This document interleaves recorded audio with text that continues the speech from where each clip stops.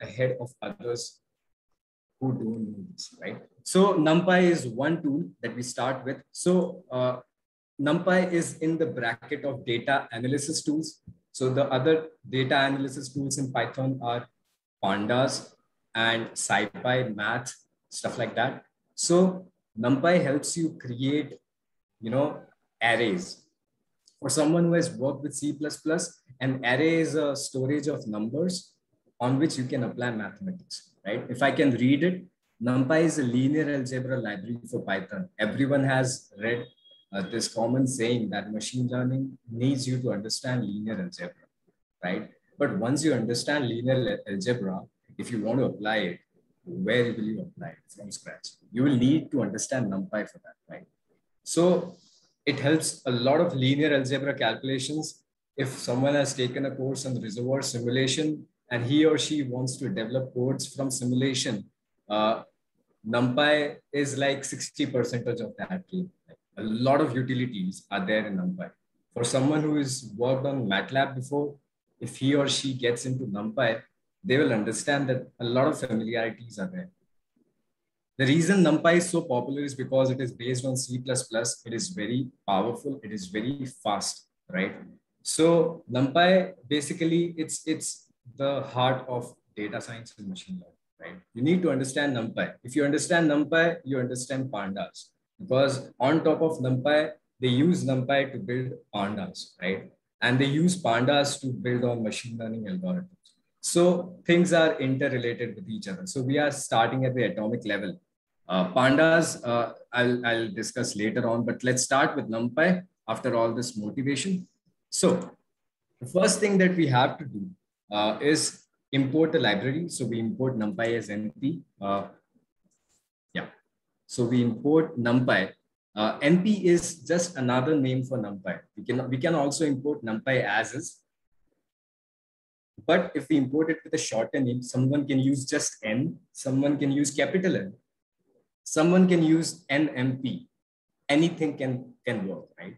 Just that whenever you want to use the powers of NumPy, all you need to do is call this NP term that we will see later, right? So this is, once you have called NumPy, we move on to see some examples of it, right? So in Python, there is another thing called a list, right?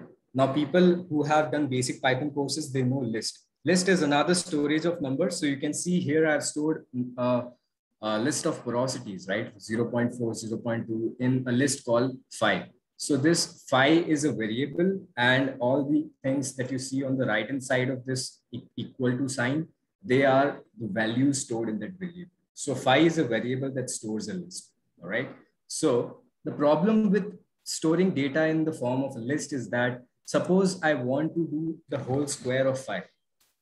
Can I do it directly? I cannot because if I try to do it directly, either it gives me an error. So suppose I want to double this thing up. Intuitively, in your mind, you think if I multiply this phi by 2, you will get each of these terms multiplied by 2, right? You will imagine it like that, but it does not happen that way.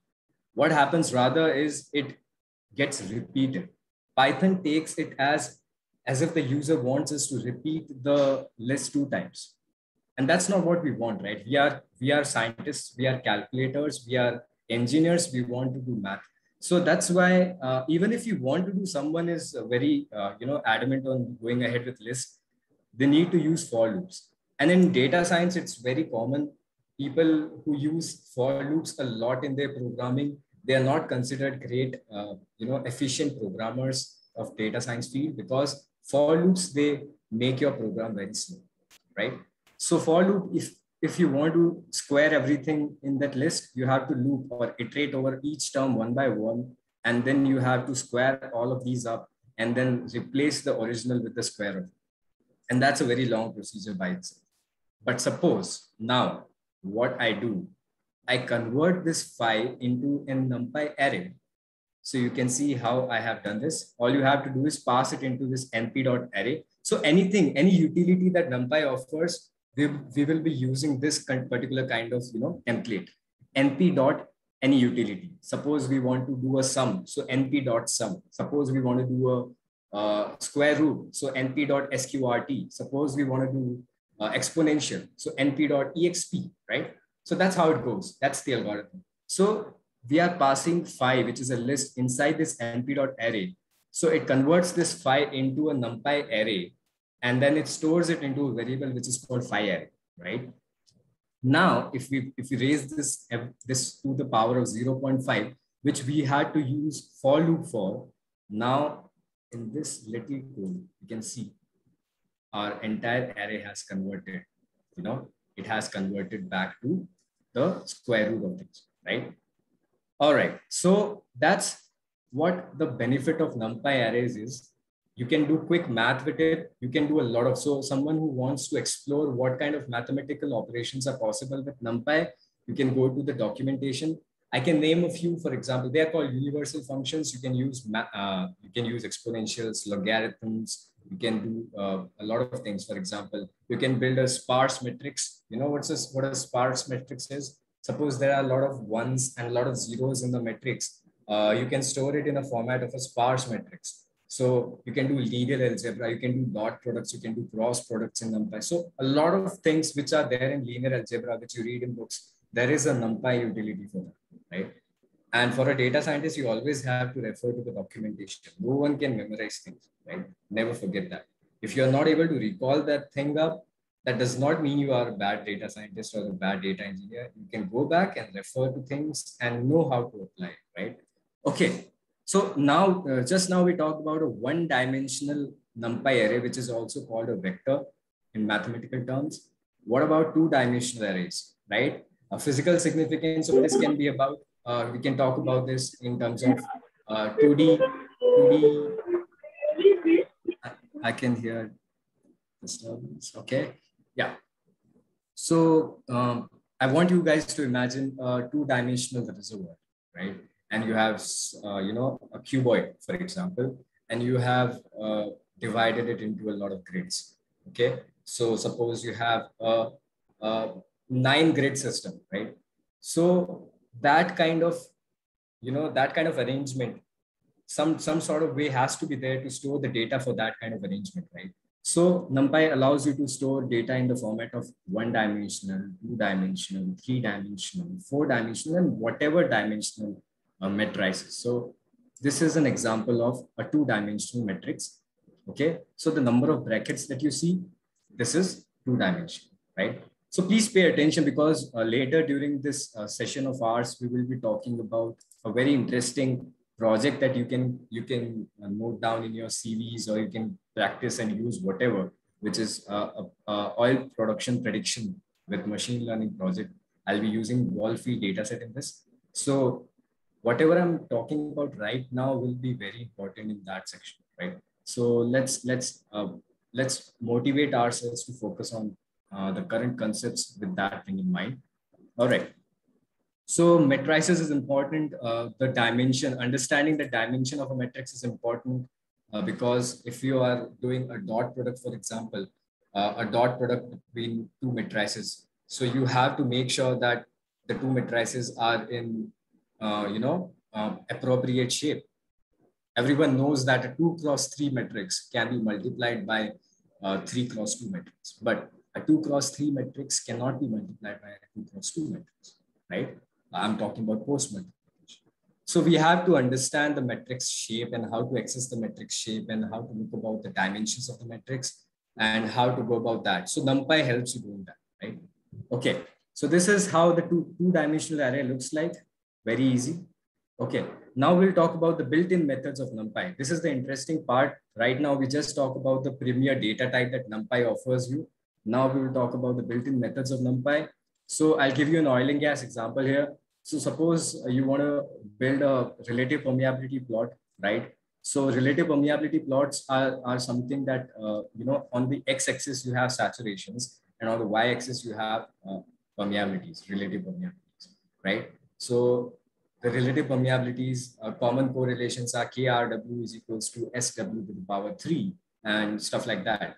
So you automatically know that if you want to do such calculation, you have to use NumPy arrays. So what you do, step 1, you store the saturations from 0 to 1 inside a NumPy array. Now, you might have a question that how do we store these values? Suppose I want to store 100 data points between 0 and 1. Do I have to do it manually or there is some way to do it? Definitely there is a way to do it. So you can see there is a thing called arrange, np.arrange. So what it means is, it's the full form of this thing is array range, right? So we provide a starting point, we provide a stopping point, and we provide a delta x, right? So it creates a number of points between the starting and the stopping point with this particular difference. And that's how we get the saturation vector. Okay, and we can further go ahead and use this to develop relative permeability plots and visualizations. We'll just see in a bit. All right. There is a np.zeros utility. Suppose you want to create a placeholder. Suppose you want to create a placeholder for, let's say, reservoir simulation grid system. So you have 1,000 by 1,000 grid system, and you want to store something later on that you are not sure about right now. So you want to create a matrix for that. So how will you do that? So you can do np.zeros and just provide the dimension, right? So this is how you do it. You provide 10 by 10, and that's how you store it. All right. There is np.ones, just like np.zeros, there is np.ones. Again, you provide the dimensions, and you can see I have given a very nice example of reservoir simulation. So basically every reservoir starts from an initial pressure, right? So this is actual practice in if you see reservoir simulation books, you will find this very commonly. So they will initialize each of the grid block with an initial property value. So for example, you initialize a pressure value for each of the grid block. So how can you do that? Suppose there are 1,000 by 1,000 system. Suppose there is 10 by 10 system. So first to create a np.ones kind of matrix. So now each of these grid blocks has the magnitude 1. Then you multiply it with 5,000, which is your initial pressure for the reservoir. So each of these grid blocks now has 5,000 psi as a pressure. And now you can apply discrete mathematics and all to go ahead with reservoir simulation. So that's the significance of NumPy in oil and gas.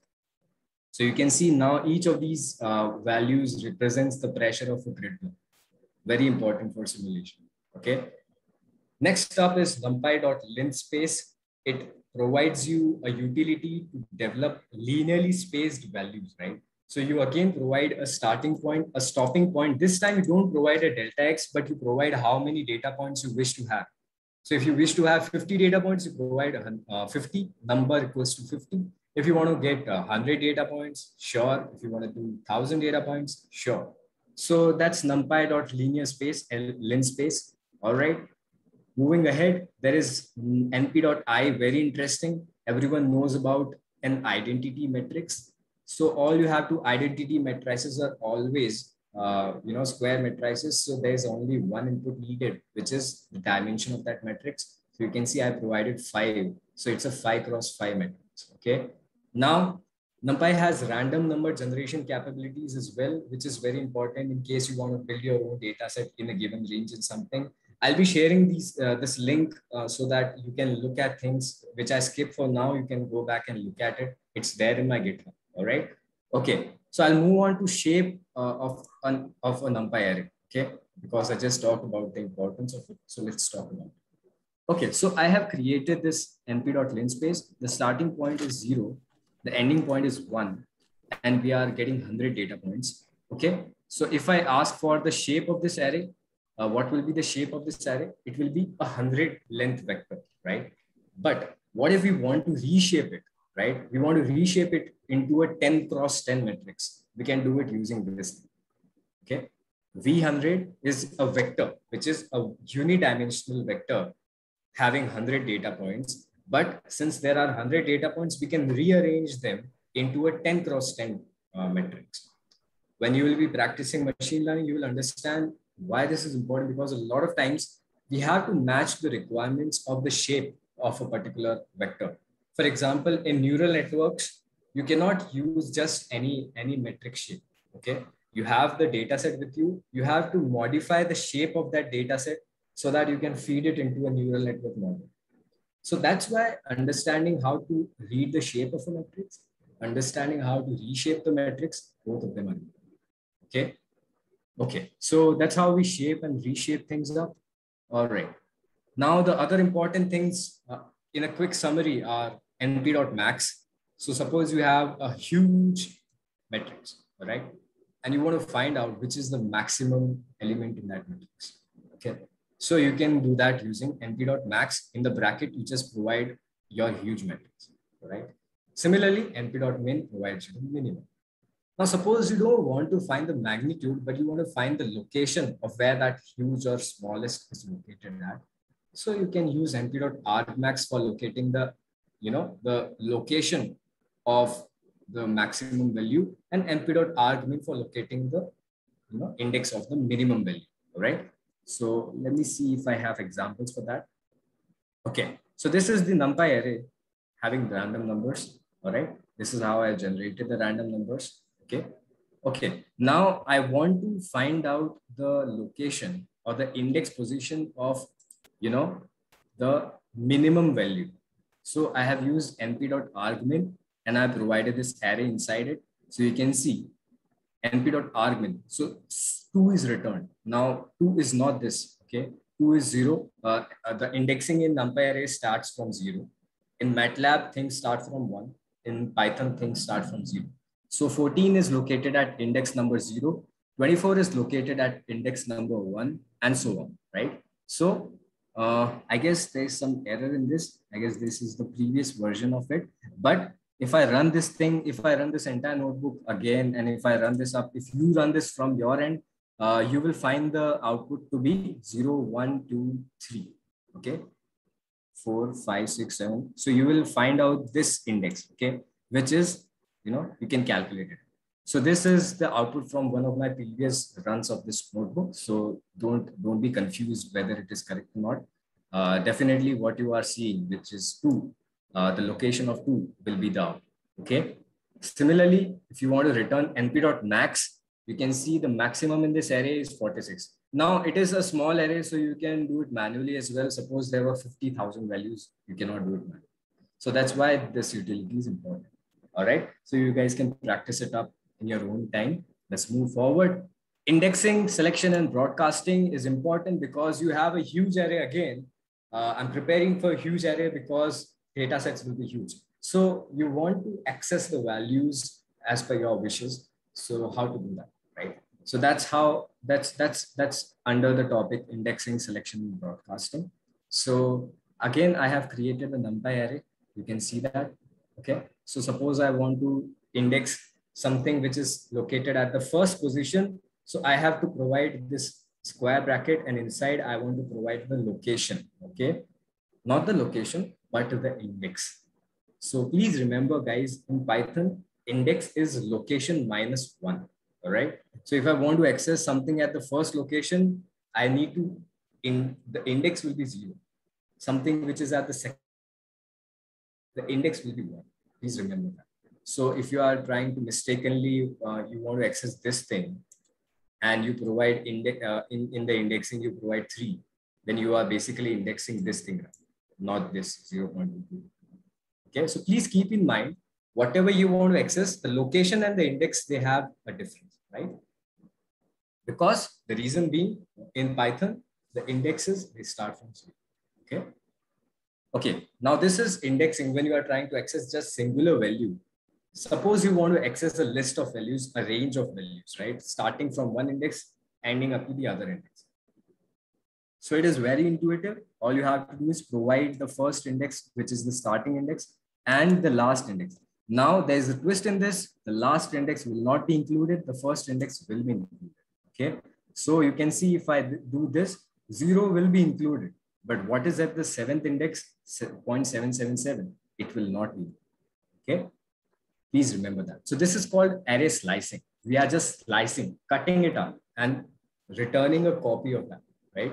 We are not changing it by any means. We are just returning an image of that slice. Okay. As soon as we have our time with that slice, it goes back and stays with that array. Nothing changes from that array. The array, the original array is still the same. Okay. All right. So again, suppose now this is called broadcasting, very important utility in NumPy arrays. Suppose now I'll give you a very physical example of this in oil and gas. Again, going back to simulation.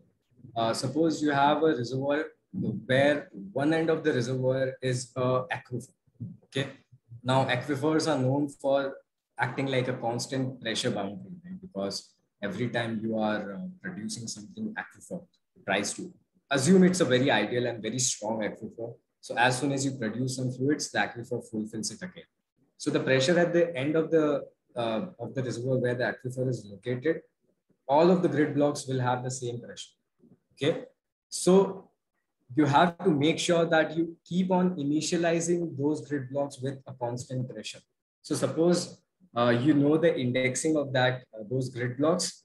All you have to do is pick up that slice and then assign the corresponding value that you want. So something like that is exactly what I've done. So suppose 0 to 3 is the location of these grid blocks.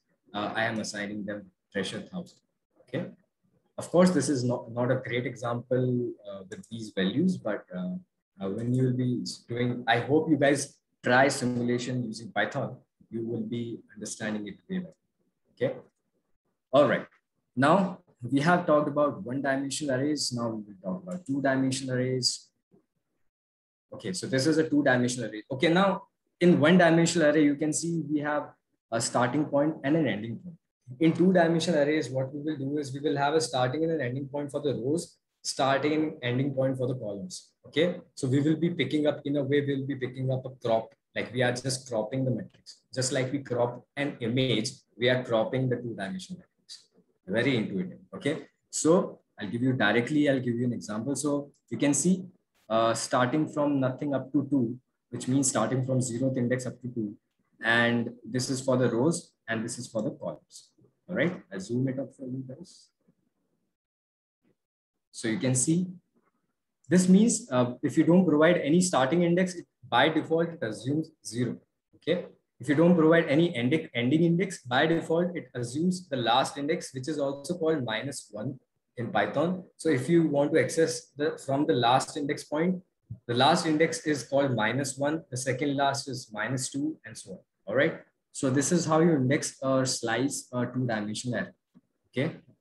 Again, there are other things, but I'm just focusing on things that will be important for you to do a project on machine learning and data analysis.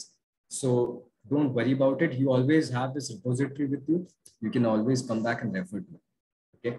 So know that NumPy arrays operate on term by term basis. Each operation is applied to every term. This is what differentiates NumPy arrays, just like we saw. We don't, lists don't operate on term by term.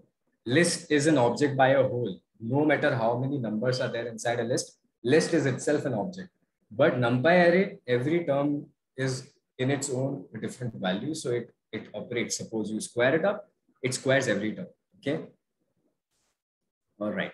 So I guess, yeah. So just a quick look, if you want to do a sinusoidal. So if you have an array and you want to take the sine of all the values in the array, this is how you do it, cos and so on. So I have provided the link. If you want to access all of the utilities that NumPy can do, you can go ahead and have a look.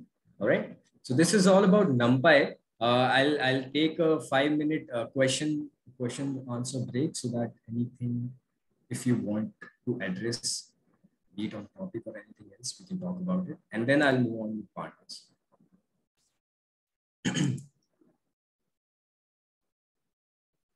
It does not have to be with NumPy. If you want me to talk about something, please feel free.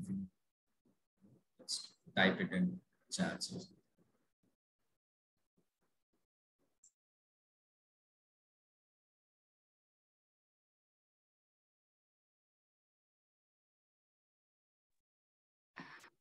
Any questions so far?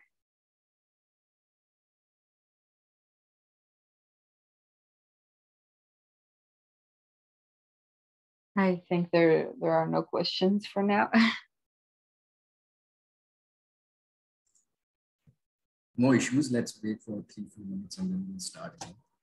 Okay. So that everyone gets bored of my voice. So I'll wait for 3-4 minutes and then we'll 2 minutes and we'll get going. All right.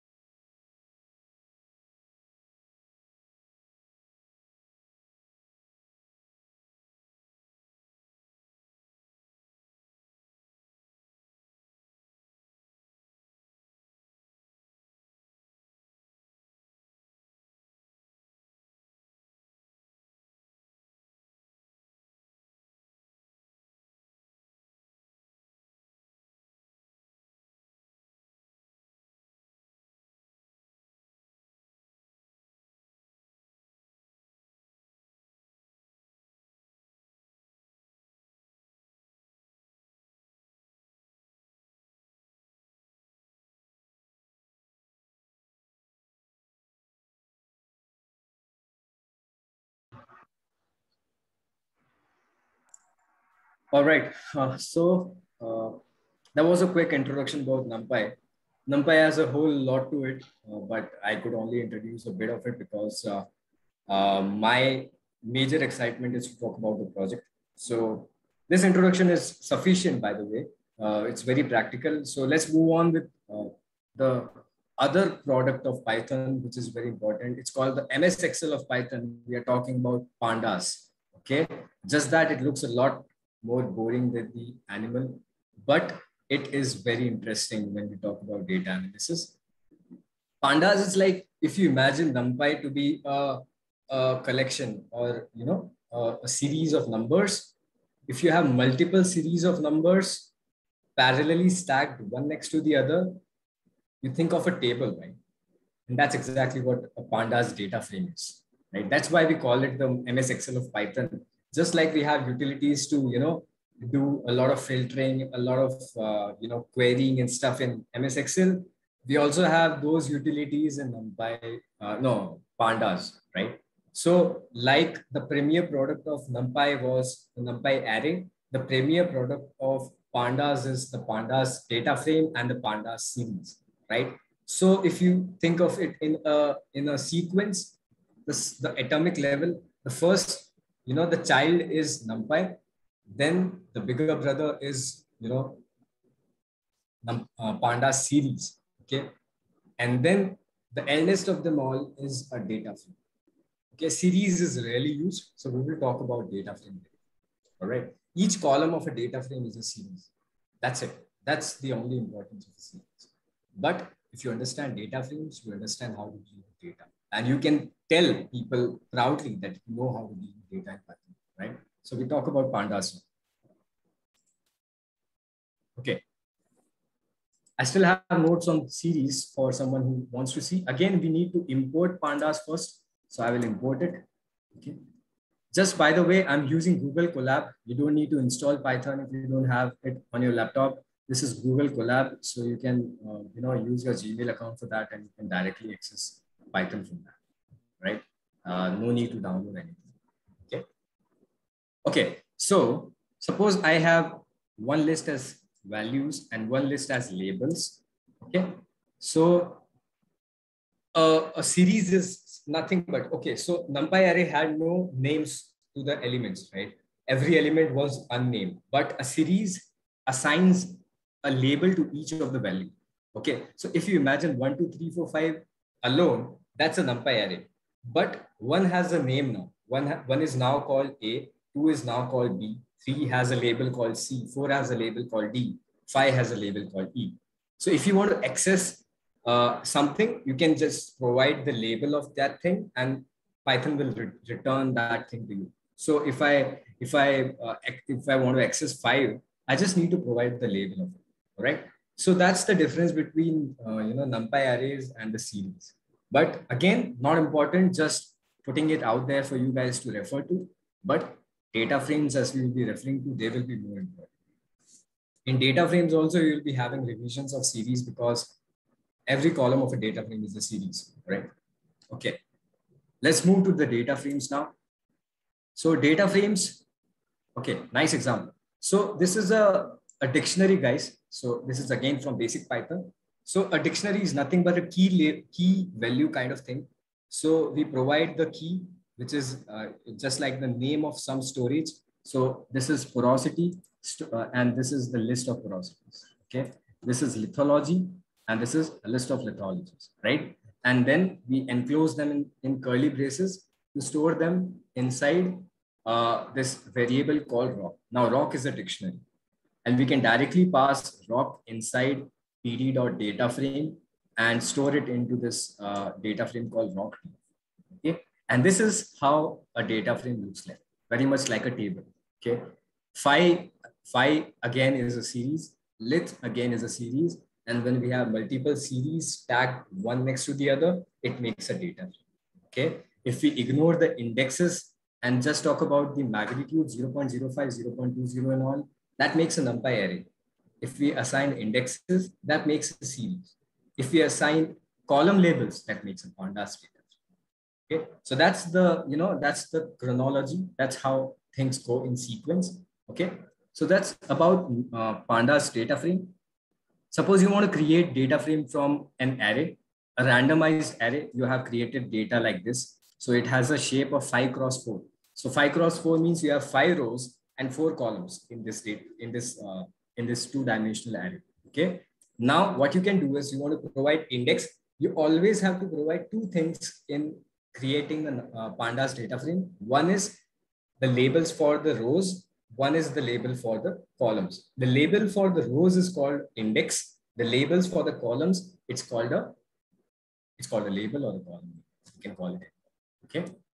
Okay. So three things you want to provide. First is data. Of course, you are providing data. Then you are providing index. Now, how many indexes you want to provide? It depends on the number of rows, right? So there are 5 rows. So you can see 1, 2, 3, 4, 5. 5 indexes you have to provide. Okay. If there are 4 columns, you want to provide 4 column labels, right? And there you go. This is the data frame that you have created. Okay, brilliant. So suppose you want to access one column on this data frame, all you have to do is this. You just have to provide the string format label of this particular column. Suppose you want to access this column, you have to provide X in place of W, Z in place of W will give the last column. Okay, so that's how. And as I said, the product that will be returned to you will be a series, because a column is a series. Okay. Okay. So suppose you want to create a new column, which is an operation over the last column that you very commonly do in Microsoft Excel. So you can see I want to square the column W. So you can see you can do it like this. W squared equals to DFW. Okay. In Python, you do a square by providing double strings. Okay. Suppose you want to add 2 columns and make a new column. That's how you do it. Very intuitive, very simple. Just one practice and you will never forget this. Okay. So you can see new column is created. Okay. Suppose you want to plot things up. Very simple. Plotting is the next section coming up. But if you want to plot things up, just provide df.plot. In brackets, you can provide a lot of things. You can provide the kind of plot you want to create and stuff. You can refer to, matplotlib documentation for this. But this is how you want to create a quick plot. Okay. All right. So there are 2 important things in Pandas. Then I guess we will be wrapping up Pandas then. The 2 important things are lock and ilock. Okay. Just like we talked about slicing in arrays, we want to talk about slicing. Accessing a portion of a huge data frame. How do we do that? That's why lock and ilock are for. Okay. So lock is a utility. Both help you do the same thing, but lock, because it starts with L, so it considers labels. Ilock, because it starts with I, it considers indexes. It's not a thumb rule. It's just a way to remember it. Okay. So I'll go back to this data frame. So W is the first column, right? So it is at the 0th index. X is at the first index. So there are 2 ways to access W. Either you provide the index of that column or you provide the name of that column. That's what I'm talking about. If you want to access it using the name of that column, you use the lock utility. If you want to access it using the index of that column, you use the ilock utility. Okay. I'll show you examples and it will be very clear. So you can see I'm using index, right? I'm using numbers. So I have to use ilock. So this starts at 0, ends at not 2, but it ends at 1 because last one is not included. So this is the way to access the first 2 rows and the first 2 columns. Okay. So you can see the first 2 rows and the first 2 columns are shown to you. That's it. That's about ilock, and this is about lock. So the same thing, if you wanted to do using lock, that can be your homework exam. But suppose you want to, start with, just the first 2 rows and all the columns. That's how you do it. You can see. You start with A and end at B. And about the columns, I want all of them. So that's how you do it. Okay. Now these are just 2 examples. Okay. Now this is the most important of them all. When we talk about data science, we will always be importing data from somewhere or the other, right? We will be using kaggle.com. We will be using, any UCI repository or something like that. We'll be using GitHub for that. So if you want to import data from somewhere, you have to use some utility, right? So you can import it like this. So there are a lot of formats that you will be importing data from. Common ones are CSV files, Excel files and stuff. So all you have to do is pd.read CSV. CSV is just like a prototype of Excel with the lines being replaced by columns. Okay.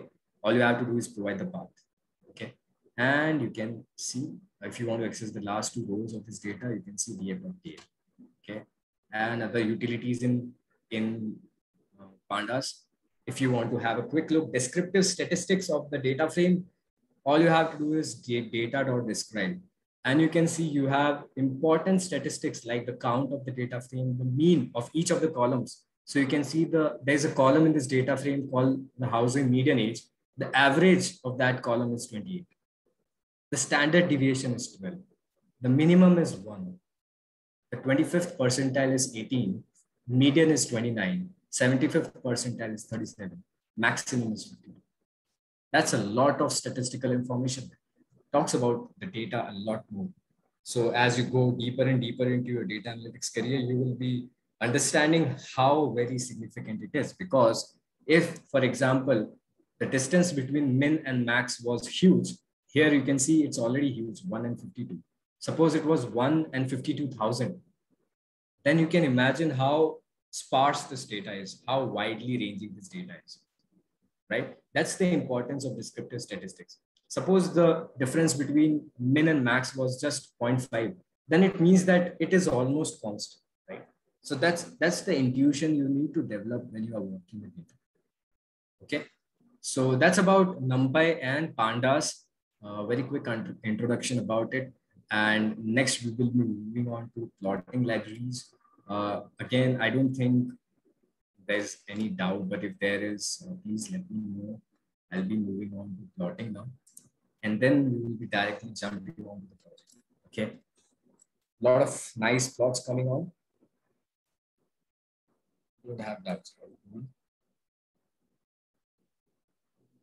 So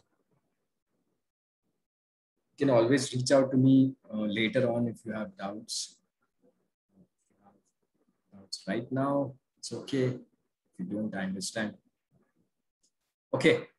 So again, I'll take 1 minute. I'll wait for 1 minute in case a doubt pops up, and then I'll move ahead.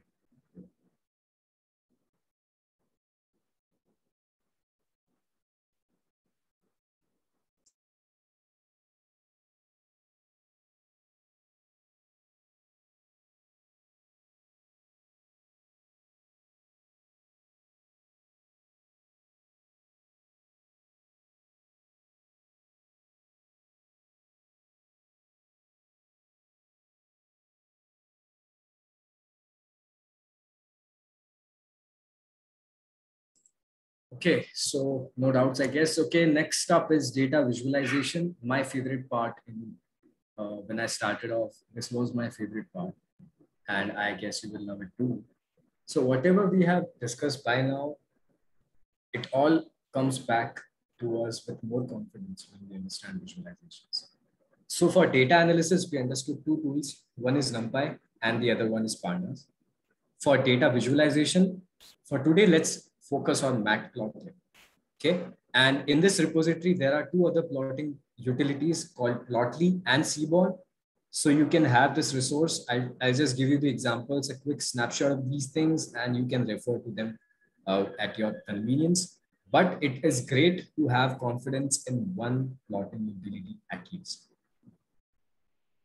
Okay. So again, I will do the same things that I have done in the previous section. I'll be importing NumPy, I'll be importing Pandas. Without that, I cannot do anything. So once I import NumPy and Pandas, I'll be using them. Okay. So first example is to create a relative permeability plot. Now, relative permeability, I have given you a heads up. On the y-axis, we will have oil and water relative permeabilities. On the x-axis, we will have saturations, right? Water saturations. This is the formula I'm going to use. So first I have created a saturation vector, which is nothing but a NumPy array between 0 and 1, because saturation is always in fractions. And I have used 100 data points. Okay. The more the data points, the smoother your plot will be, the better the resolution of the plot will be, right? Okay. So the simplest way to plot is plt.plot. First parameter is x-axis. The second parameter is the y-axis. So you can see this is the most basic kind of plot that you will find. You know, x-axis is saturation, y-axis is relative permeabilities, but which one is which? By reservoir engineering knowledge, you guys know. But I'm not a reservoir engineer, so how can I, if I want to look back at it, what is the clue that I will have? I definitely need to provide some more information to it, right? Okay, so how to do that? So again, one more thing that I can do is I can thicken the liner. So that I can do with LW equals to 5. Of course, it means LW is for line width. So you can see the plot looks thicker now. I want to provide a grid, so I can provide a plt.grid. Okay, so I forgot to mention, but we import matplotlib as this thing, matplotlib.pyplot as plt. So there is a particular package for Python in matplotlib called pyplot, which is Python plotting. You import it as plt because you want short names for this, right? So just like NumPy as np, matplotlib.pyplot as plt. Okay, so you want to create a grid, plt.grid. You want to create a plot, plt.plot, x-axis, y-axis, line width, that's it. All right. Okay, we are getting there. Now we will add more information. Next up, we will be adding x-axis label, y-axis label, and so, okay. So we want to also add the legend. Okay, so how can we add a legend? We provide a label inside. We provide a label inside here as well. And then we provide plt.legend at the end. Okay, so you can see plt.legend. This box is because we have provided plt.legend. Okay, so now our plot looks a lot more informative than the previous plots. Okay, we can thicken things up, we can provide grades, and that's all optional, but it looks better. You can tell better stories. Okay, and this again, just a bit more customization. You can see I like my plots looking nice. So you can see there's a title in this. So the title comes from plt.title. There's a legend, there's an X label, there's a Y label, there's a grid, there's a plot. Okay, there are two plots basically. One is X-axis and Y1, X-axis and Y2. Okay, brilliant. So we have a nice looking plot now. You can use this template for whatever kind of plots you want to make. There are basically 4 or 5 important things that you mention in a plot. You always mention the title of a plot. You always mention the legend. You always mention the x-axis, the y-axis label, and you always, maybe you want to mention the units, and you can make a grid. Okay. Moving on. That was a line plot. Next, we can talk about scatter plot. So this is a scatter plot, okay, the blue dots. And in this scatter plot, if you want to create a line, we can also do that, okay? So the way to create a scatter plot is plt.scatter x-axis, y-axis. Very simple, very intuitive, okay? All you have to, so if you want to create, histogram, so it's plt.hist. That's how simple it is. So for more kind of plots, you can go to matplotlib, the repository, the online documentation site, and you will get to know. But from my experience, the 2 most common plotting utilities that I use is scatterplot and line plot, at least in machine learning, because most of these plots are there. And talking about statistical libraries, Seaborn helps you plot statistical plots like the normal distribution and stuff like that. That's good for understanding the data more. But for today's agenda, I don't think we'll be doing that much of statistical analysis. We will be focusing on things that you can take away from here and easy and practical things. Okay. All right. So histogram and bar plot, again, you can see plt.hist. Now the difference between, where you need a histogram and where you need, a line plot and things, that has to be understood. Because if you want to understand, for example, if you have porosity as a column in the data frame, and if you plot the distribution of, if you want to see the minimum, the maximum, the standard deviation, the average in a form of a plot, then you can use a continuous histogram. You can use a distribution plot, because that tells you a lot of information about the distribution. So if the porosity is distributed with the mean around 5% or 7%, then we can make a conclusion that it's probably a carbonated. If the porosity is located around 15, 20, 25%, then it can be maybe a sandstone, a very porous sandstone.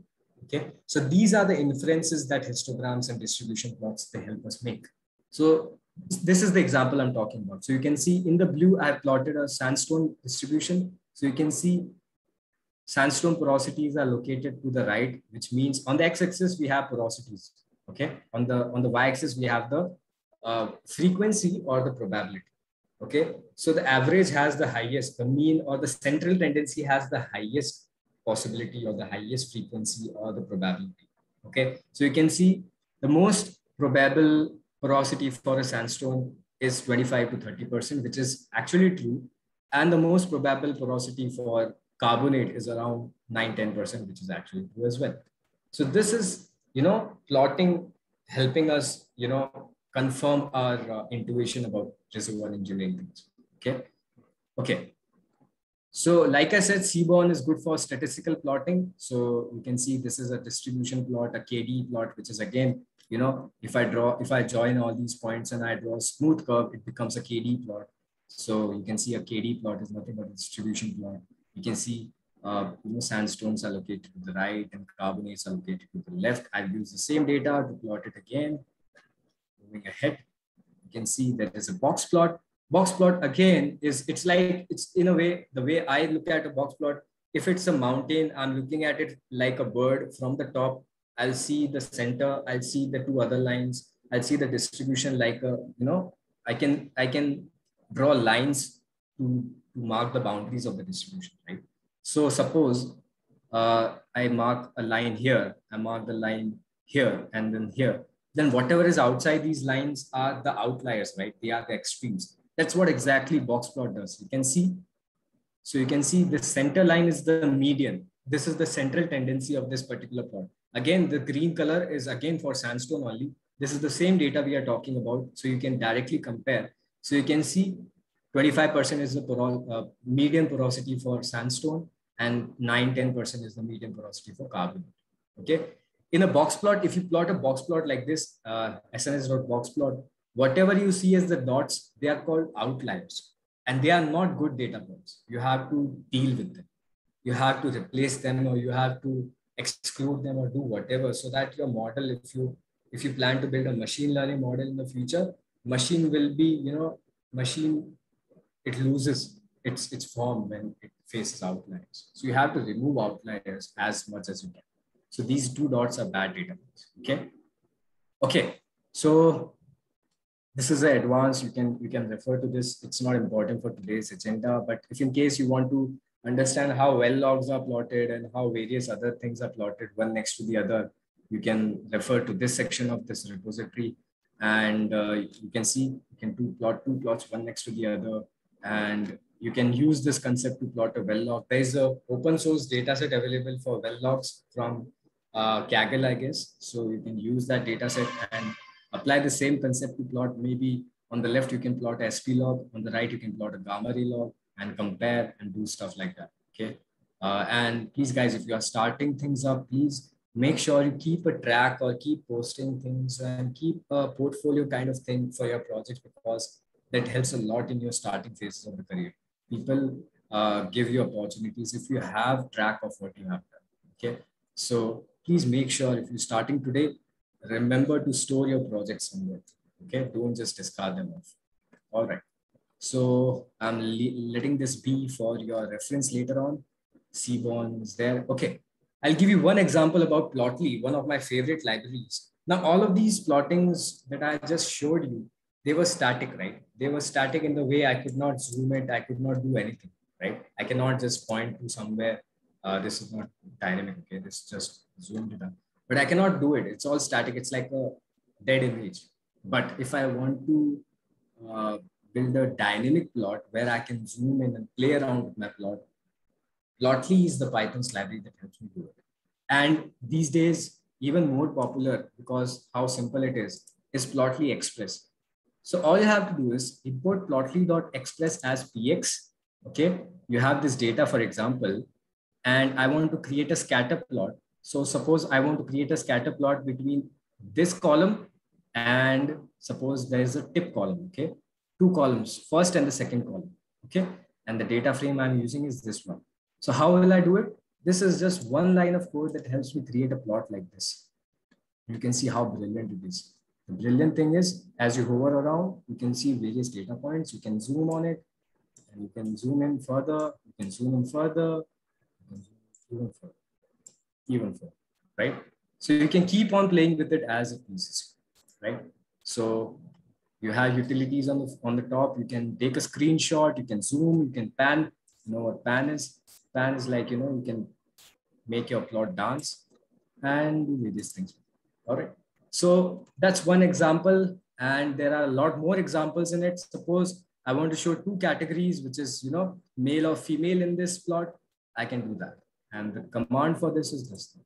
Okay. X-axis is there, Y-axis is there. Then the color will be again a third column, which is X. Okay. So you can see this is the column I'm talking. Brilliant. So these are the two examples of Plotly Express. Again, you can zoom in and play around it.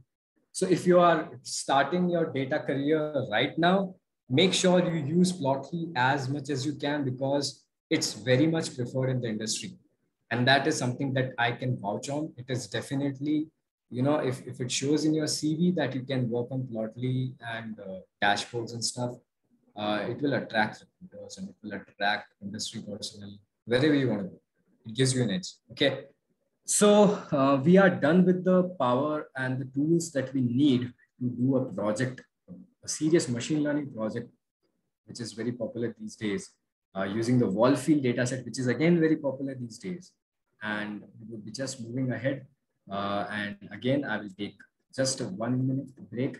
Meanwhile, I will share the link of this repository with you guys in the chat so that you can refer it in your computer right now if you want to.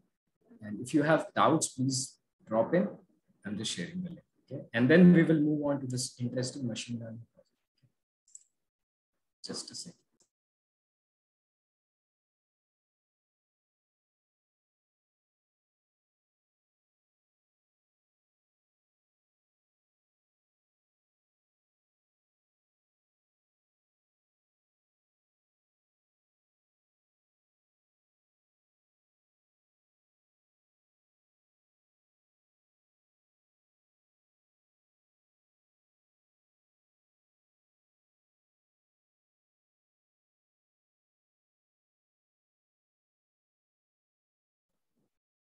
Someone in the chat asked, how can we create a cross plot?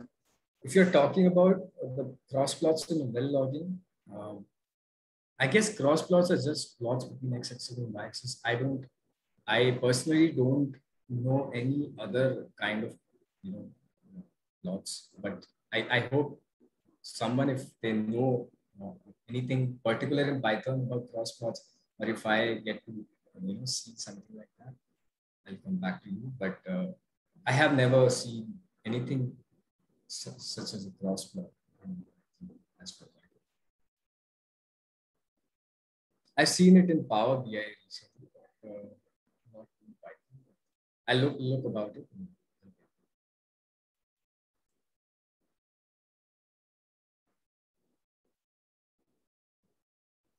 So are we ready to start with the project?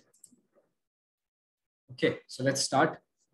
So whatever we have talked by now, it was just a quick introduction about the tools and techniques that we'll be using in machine learning. So there are a lot of, I'll give you a quick 5-minute introduction about what machine learning is, so that people who don't know about it, they still have a quick clue about it. So suppose you conduct a laboratory experiment. Suppose you conduct, let's say you want to, you have a code and you conduct a porosity permeability calculation, and you have 10 data points.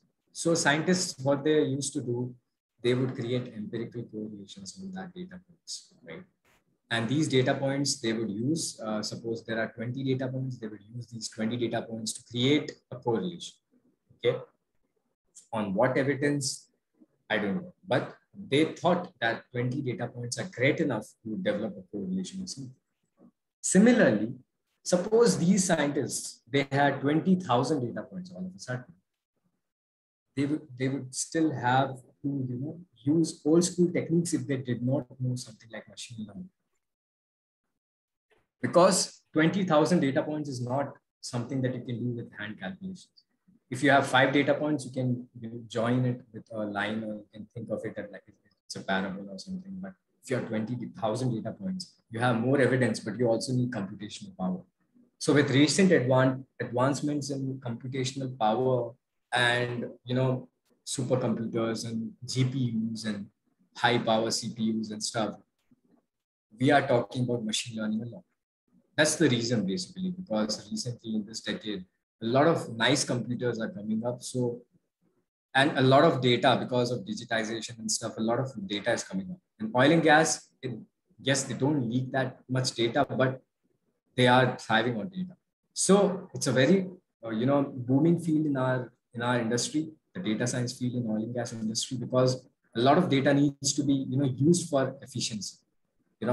Suppose you have two options, whether to go for word of mouth or whether to go for data-based evidences. Which will you prefer? Earlier, when machine learning was not there, people used to prefer word of mouth, right?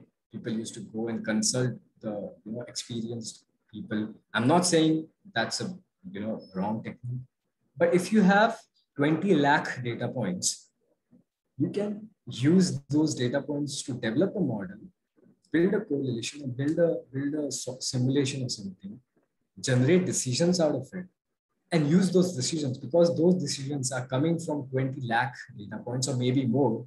You have a huge evidence behind you when you are saying that this is the relation between porosity and permeability. So why not use it? So that's exactly what the data science field is thriving on. That's why people are talking about data science that much, because a lot of data is there and people are in search of people. Recruiters need those people who can use data and provide decisions, so that you don't have to rely on uncertain. Someone would say, maybe this is the thing because I saw this 30 years back. That's not the right way to go about it. But the better way is, I saw 30 lakh data points and I can definitely say this is the correlation. That's what data scientists do. Okay. So in this project today, what we will be doing is we will be making a regression model. So there are various, so in your school days, you must have, read about curve fitting. You must have read about least squares regression. That's exactly what linear regression is basically. So you have a lot of data points. You want to fit a straight line or a particular model in between that. And that's what machine learning does. Machine learning, what it does, it has a lot of data points, and then it fits a model in between those data points, and then it validates this model on unseen data set. It comes back, updates the model, validates again on unseen data set, comes back, updates it again, keeps on iterating like this, unless and until till the end it finds the best model. The best model will have the least error. Once that happens, we can send this model to the outside world and say, we trust this model to make forecasts or predictions.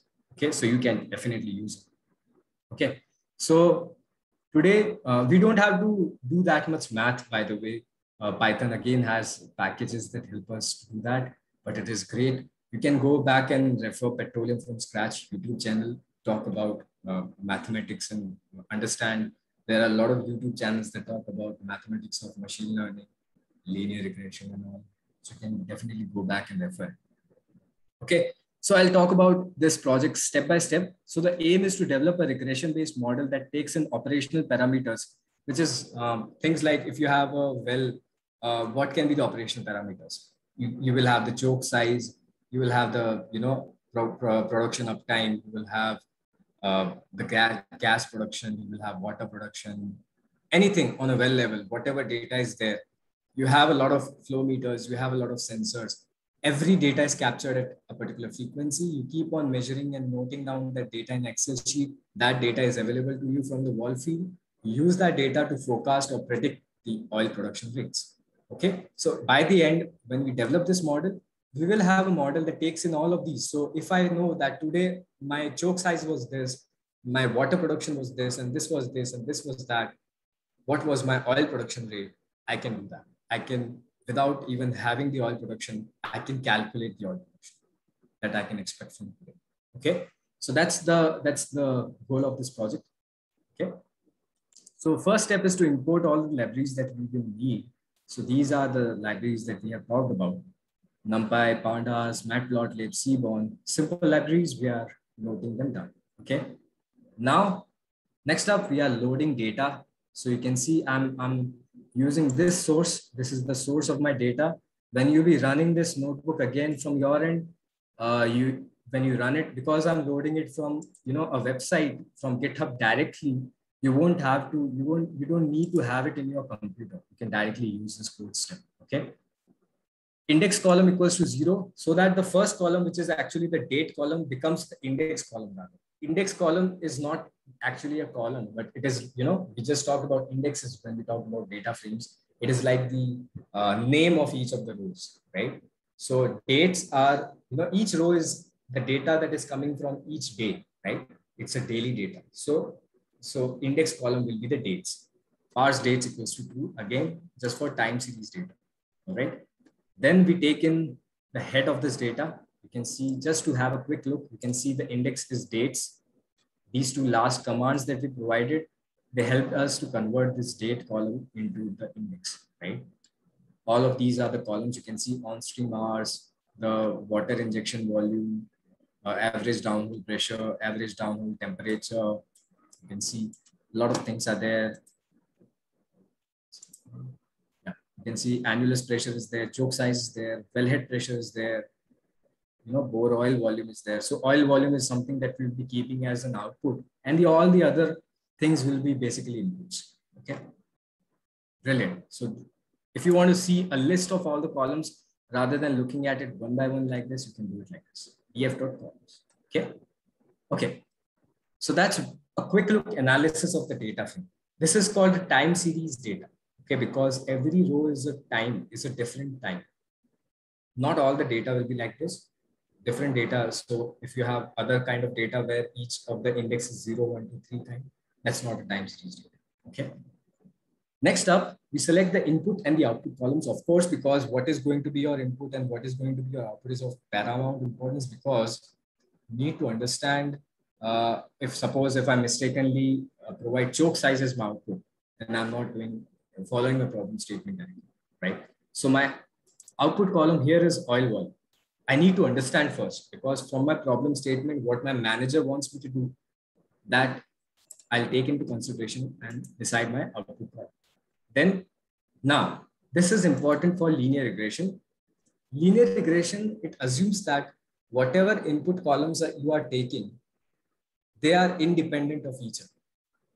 Okay, suppose there are 3 columns as input, that is x1, x2, x3.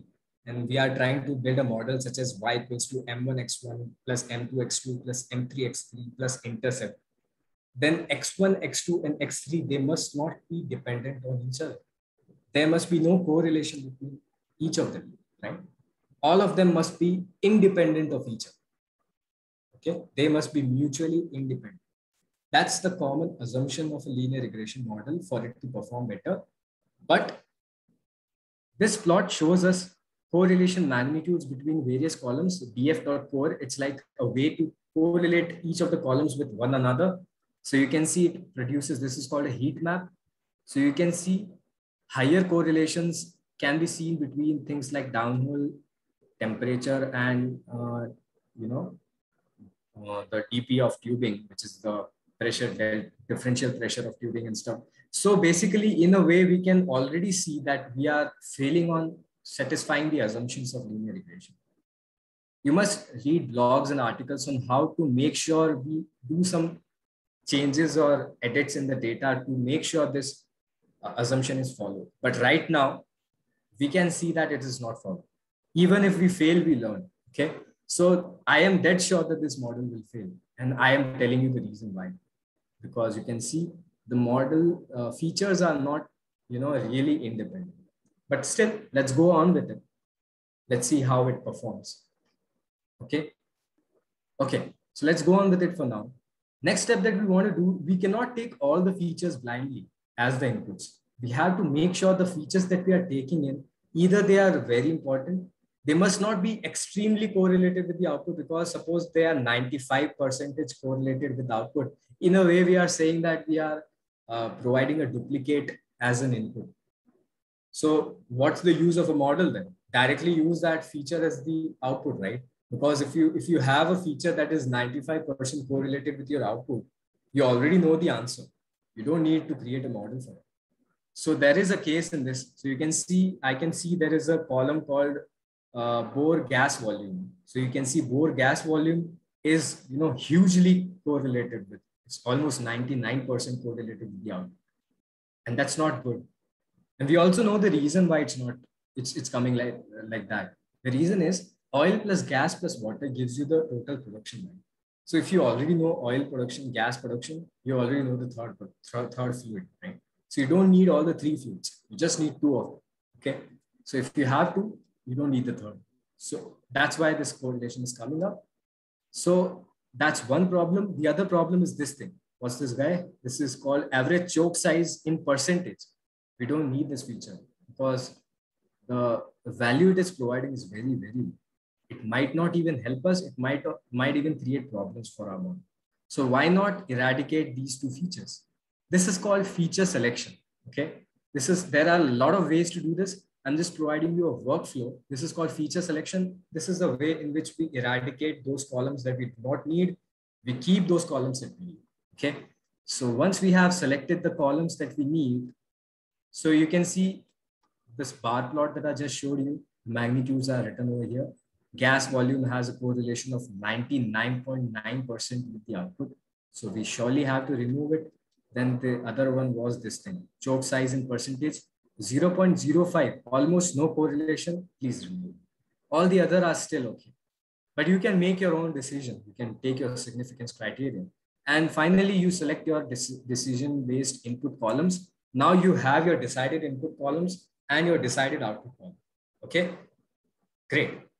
So input columns are the selected features with good but not extreme correlations with output variables.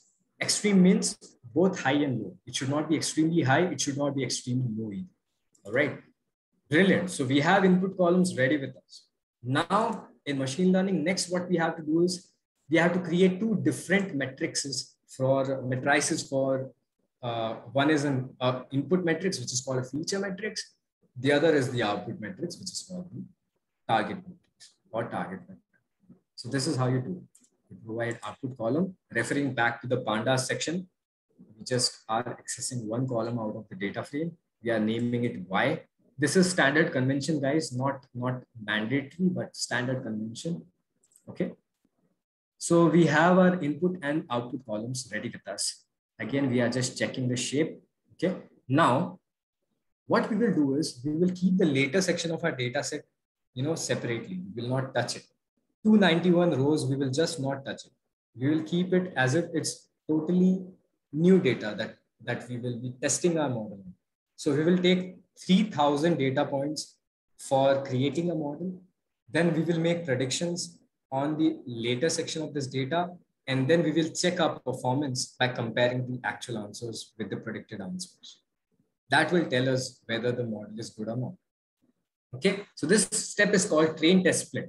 Okay, in time series projects, we cannot do a shuffle or permutation based split. Normally, we do a randomized splitting. We take random samples as X and random samples as X train and random samples as X test. But in this, we have to maintain a sequence because time series, it's known for its sequence. Sequence is a very important criterion in production profiling. Okay, so I'm keeping the last 291 rows as testing or validation set. All right. So this is how we have done it. Again, referring back to the NumPy's data slicing option. Brilliant.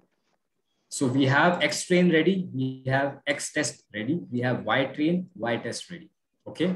Now we cannot directly train a model. First, we have to scale the data because all of the data columns, they have different magnitudes. Choke size is 0, 1, 2, 3. It's 136 or 1 by 64 of an inch or something like that.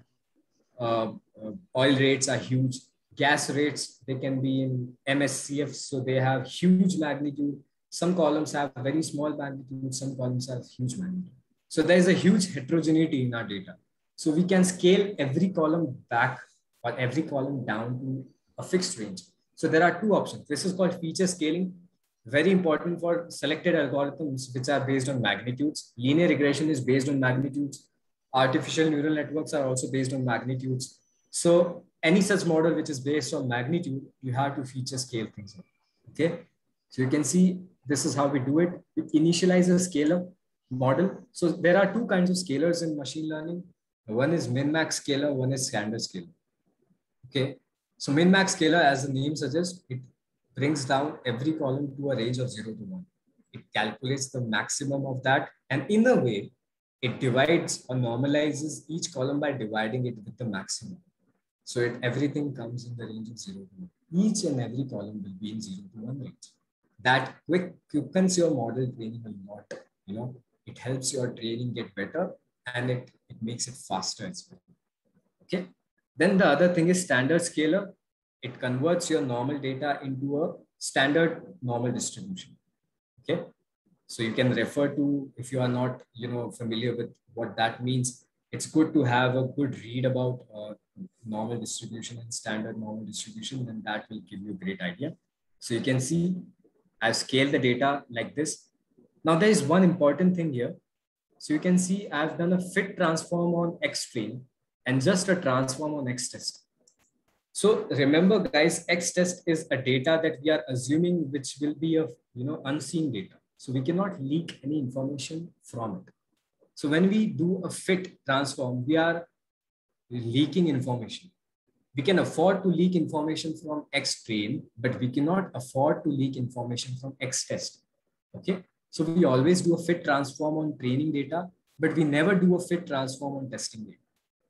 If we are calculating, min max for each column, we can just use the training data because we are assuming that that's all the data that we have with us. Testing data is not there with us at all. So we are calculating min max with just the training data. That's why we are using fit transform just on training data. We cannot use fit transform on testing data, right? So once we have calculated the scaled version of the training and testing sets, then we are ready to train the models. Now we will train different models and pick up the best one. Okay. Option one is a simple multiple linear regression model. So from sklearn or linear model package, we import linear regression. Okay. And we initialize linear regression class like this. And then we fit. So while fitting is just like, optimize, for curve fitting or something like that.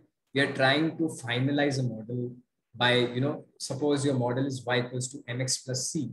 This fit step will calculate the m and the c. Okay. It calculates the parameters that are needed for a model to become a model. Okay. So lm.fit. So you provide the, the input data and the output data. So it develops a correlation. In the fit step, it develops a correlation between the input and the output. So that's why when I gave you the example of empirical correlations, if you do that by hand, that's a terribly wrong way. But if you do that by 20 lakh data points in this step, it will give you a great model. Okay. So once we have, fitted the data into this model, now we have a correlation ready with us. Now we use that model to predict our data. So to predict something, we again need inputs, right? So our input in this case is X train scale. So we make predictions. Now we have training predictions as well as testing predictions. Training prediction is the data that the model has seen. Testing is the data that the model has not seen. Okay. Okay. So we make these predictions and do the plotting. So here is the training performance. You can see there's something terribly wrong here. You can see the oil production. So this is basically oil production. Okay. So everything is every now and then going below 0. And oil production, as you all know, they can never be negative. So the orange points are the actual data points, and the blue points are the data points that the linear model has just predicted, the YP training. Okay. So you can see it is good. It's not terrible, but sometimes it is terrible. You can see minus 2000. Somewhere it is predicting minus 2000 as the oil rates. That's not good because the actual oil rate was around 0 or something, but it is predicting minus 2000. Terrible. So we cannot just use this model in the industry, but we have understood the reasons. You remember, right? The reasons may be because it is not satisfying the assumptions of linear regression. Okay. So next up, we make predictions on the test data set and we do the plotting again. You can see this is the test data set, and on the left is the training data set. So you can see the black line is the model prediction. The green line is the green dots are the actual data. So there's still a lot of difference between what the model is predicting and what the reality is. So definitely we need to work a lot more on our model. We cannot finalize. It's not the worst model of them all, but it is not the best one. I would rather discard this one. This is not a good model. Okay, I can do better. So let's do better. The second option is the random forest regression. All of these you have to read. You have to read about the algorithms because we have a time constraint. I cannot talk about the math or the hidden basics. I'm being very practical. Okay. The only difference now is scaling is not required. So what random forest does is it creates different forests. Each forest calculates its own value of oil production. And then finally we take the average and then that's the model prediction. Okay. So the same steps that you have done for linear model, we do for random forest as well. We import random forest like this from sklearn ensemble. We import random forest regressor. We initialize the random forest regressor. We don't need to scale data. So we are directly fitting X-train. So previously we scaled and provided X-train scale. Now we don't need scale data. We can directly provide X-train, Y-train, and then we are fitting. Now the correlation is developed. We are predicting for training set. We are predicting testing set. And then we are ready to go. Let's see how this model is done. Brilliant. Now you can see the difference between two models, right? Because linear model was not good because not all the assumptions were followed. But random forest does really well in this case because it's simple. One thing is it's simple. The second thing it is not that uncertain. The third thing is it does not overfit on the data. It generalizes well. It understands the data more. Okay, it does not just memorize the data. It understands the data. Okay, so you can see it is doing well on training side as well, which is to the left side of this red line. It is doing good on the testing set as well, which is to the right side of the so we can trust this model as the final model.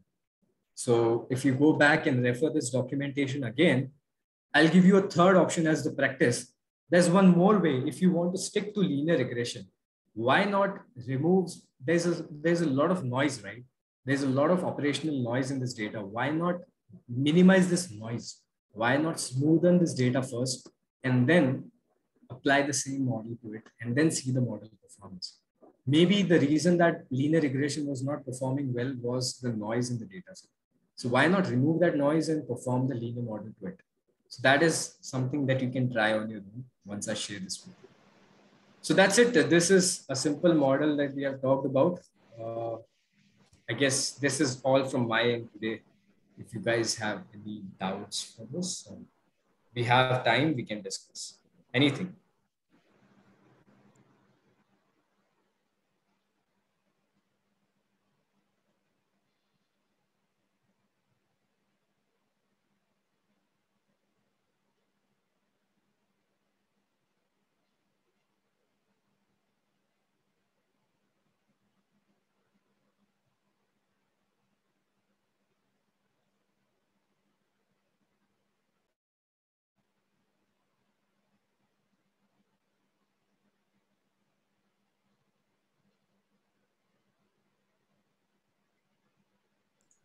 Preet has asked a question, a very nice question.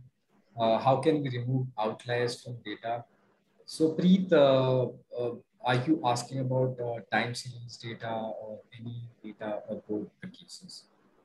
Sir, it's like in any kind of data when we are dealing with the outliers, like when you're talking about the KD plots and all that, you were telling about that some points which we can see are clearly outliers. So how can we deal with them like effectively? One of the techniques that I know is the Z-score, but is there some other way or a better way to do? Yeah. So first thing is when you do the df.describe, like starting from 0, how do we know that there are outliers? So that's the first hint that we get. When we do a df.describe, we see various percentile scores, right? So there is a minimum percentile and a maximum percentile, right?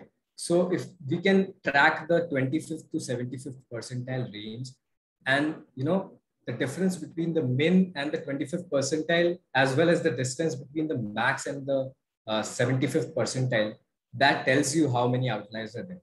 Okay, that gives you the need. So suppose my max is very close to my 75th percentile, and my min is very close to my 25th percentile. Excellent. That's a great data set. But if my min is miles apart from my 25th percentile, I need to do outlier removal. So that's where your question comes in. Now you already know Z-score. So what you have to do in outlier removal is first up, locate the points where outliers are there. Okay, locate what of those points are outliers. Then either you can what I would do is I would calculate the fraction of outliers in the data. Okay, so suppose there are 10 percentage points which are outliers, and I have the data, number of data points, the number of rows in the data is around 25 lakh. So I can afford to maybe discard them off if I'm trying to do a research-based project or something. But if you're working for a company, no one would agree to losing out on data. So in that case, what you can do is you can replace those 10% data points with the most probable data point, which is the central tendency. Let it be median, let it be standard deviation or anything. That's the easiest of them all. Again, if that does not give better results, again you can go back to Z-score. You can convert. You can find out the equivalent representative of that data point and something like that. If it's a time series data, coming back to time series data, so you can do interpolation, right? So suppose on yesterday, my temperature in the city was 35 degrees Celsius. Tomorrow, it will be maybe, let's say, 37 degrees Celsius. Today, my thermometer or my temperature calculator was crazy, and it noted 107 degrees Celsius. So that's wrong, right? But we already have an intuition that yesterday it was 35. Then one day after it would be 37. Then of course, today it must be 36. So these kind of interpolations are good for time series data. But if it's not a time series, then the other technique. I hope that answers. Thank you, sir.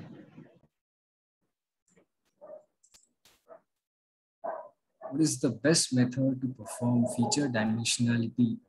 If you are asking about dimensionality reduction, Tomiwa, I've seen principal component analysis.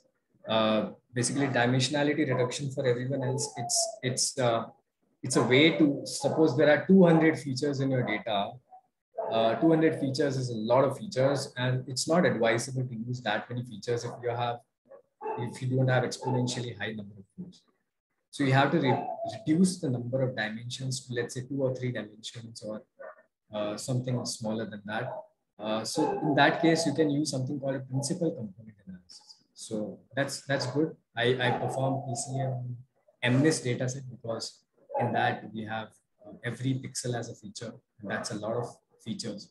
So I perform PCA on that. Perform good. I also made a post on this. It was good.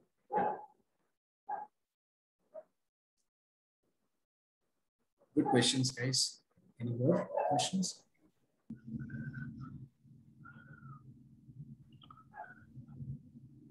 So when you're using PCA for dimensionality reduction, how will you know the features that you need to remove? From what I can, can you explain again? Okay. Yeah. For instance, of having like 200 features for your machine learning, I want to reduce it to like let's say like 30 or 40 features, and you've run your PCA. Most time when you run PCA, I find it difficult to identify the features that I need to remove from it after performing my PCA. So like, how will I know the features to remove from the 200?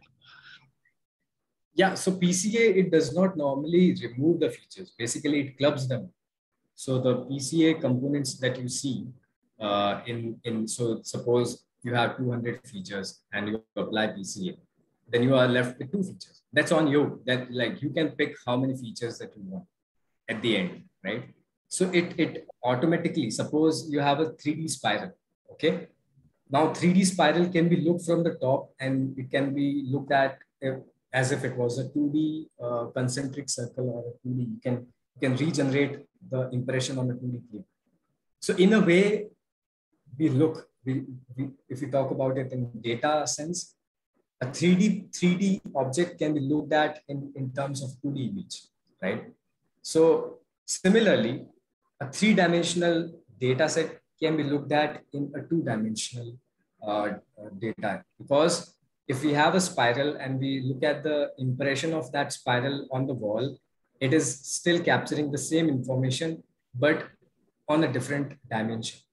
So whatever information was in 3 dimensions in the spiral, you can capture the shadow of that in 2 dimensions and train the model on that information and still lose nothing, but still capture all of that information, right? Similarly, if you have higher dimensions, PCA understands the next smaller dimension that those higher dimensional data sets can be reduced back to, and then you can train your model on that data, still not losing out on any more information and still able to train a decent model. So that's a easy to understand summary. I cannot go too much in detail about PCA because I personally have not done more than 1-2 projects on PCA. So maybe we can take this discussion offline if you have not understood it. So please feel free to contact me. Okay, thank you very much. Sure.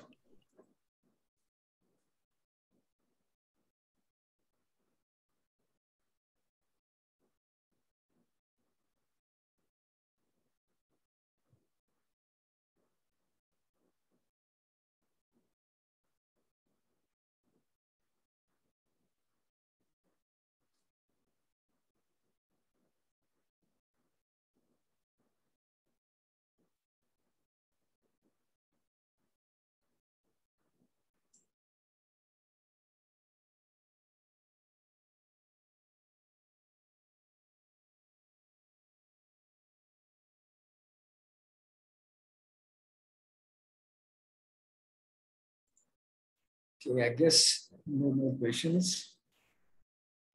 Okay, questions.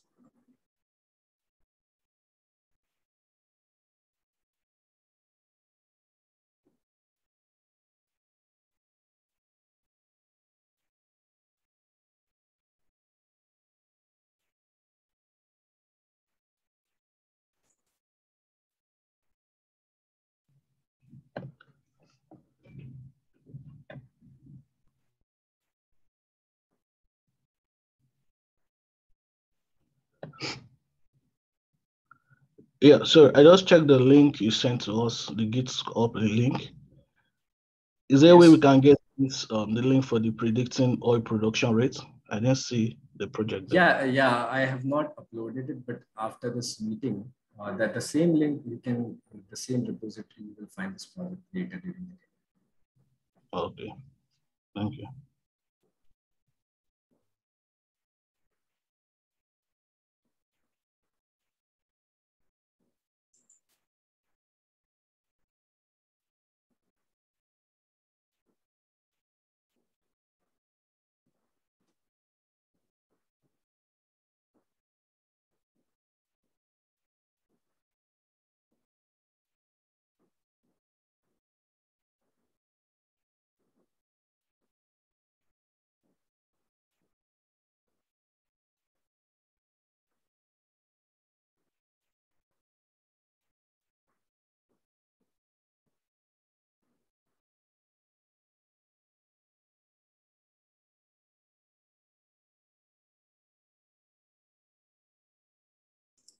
Okay, then I guess you guys have a look at the repository and the code again, and maybe reach out to me again if you guys have any doubts.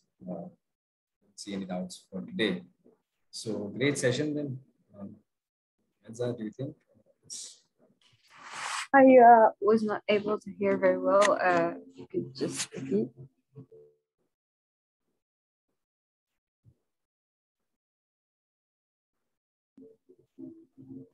Can you just repeat? Because I was not able to hear very well. Yeah. Okay. So I thought you could not hear me for the entire session. Okay. So what I said was, I guess we are done, right? Doubts. Yes. I couldn't just understand because there was some noise here.